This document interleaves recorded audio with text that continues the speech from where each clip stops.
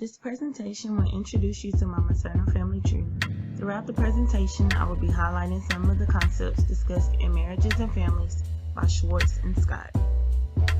Ernest and Josephine are my maternal grandparents, and they were married in 1969. Because they were married and had 2 kids together, they created a nuclear family. My grandparents' relationship was reflective of a dual-earner family. My grandpa is a truck driver and my grandmother worked different jobs. In 2003, my grandmother passed due to a stroke. It was my first experience with death. My grief was strong considering that I was young and it was new.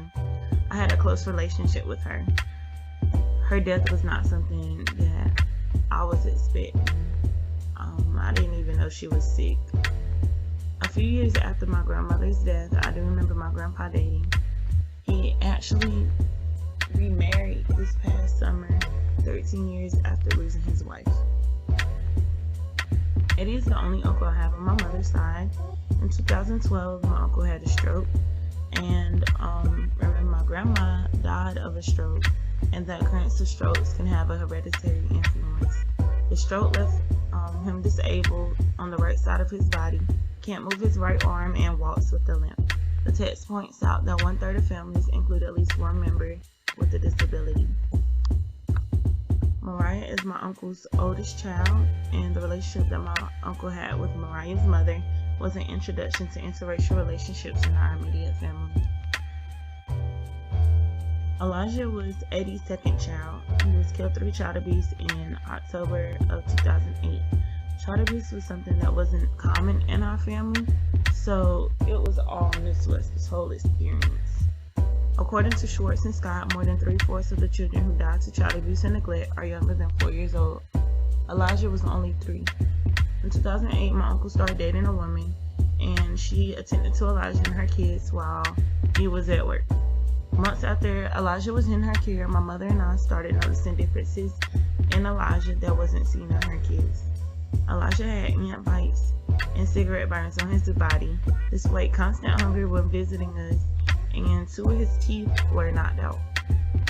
All of these situations were backed with, like logical explanations from his then girlfriend, and it actually seemed to match the behavior of a 3-year-old, like getting in the way or falling, being clumsy.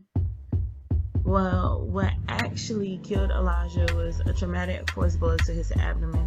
Although he was just 3 years old, he left a big impact on my uncle, my mom, and I. Eddie and Angie. When they got married, they became a blended family. Both parties had children from previous relationships. When the 2 were dating, Angie had a younger son who was around the age that Elijah would have been. Angie's younger son helped fill in the void Eddie had from the death of his son. They also embraced an interfaith marriage. My uncle is a Christian, but my aunt-in-law is a Muslim.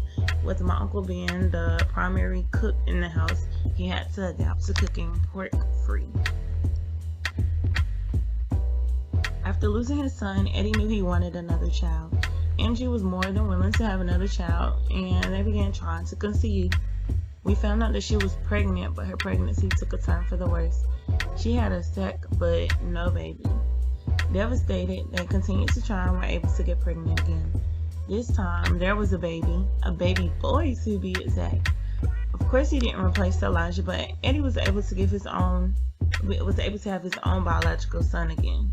They decided to give him the name Chance because God was able to give them another chance at life, and Eddie was able to have another chance to have a relationship with the son. My parents are Monica and Ricky, and they are divorced. The reason why my parents split was because of an extramarital affair. My parents separated when I was 3 years old. My mother and I moved into my grandparents' home, making us an extended family. When the divorce was final, my mother was granted sole custody of me, and I was able to visit my father every other weekend. My parents were only married for 6 years. I also feel like it's important for me to note that both of my parents were remarried, and both of them are now divorced again. My mother became a single parent as a product of divorce. With my mother being the single parent, we live in a female-headed household. The book discusses a risk of poverty in this type of household mainly because there are less potential earners. I wouldn't say that we live in poverty, but we are certainly low income. I can say that regardless of the income, I've always had everything that I needed. My mother is a permissive parent. Her parenting style was influenced by the divorce.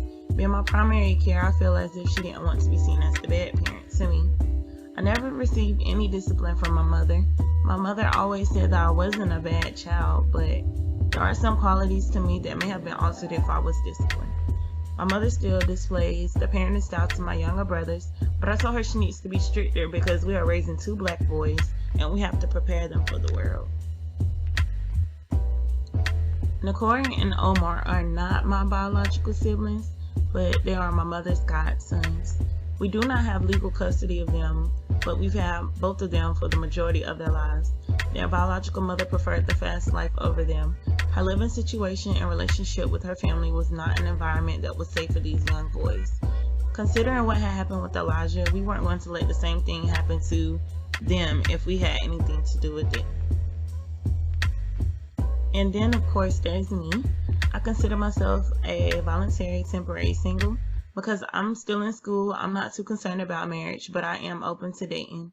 Despite my parents' double divorce, I still would like to get married one day. I classify my single lifestyle as social. Instead of spending time alone, I would rather be engaged in social activities with friends. Although the pool of eligibles consists of people of the same race, class, and educational levels as ourselves, I'm completely comfortable going outside that limit. And that is my maternal family tree.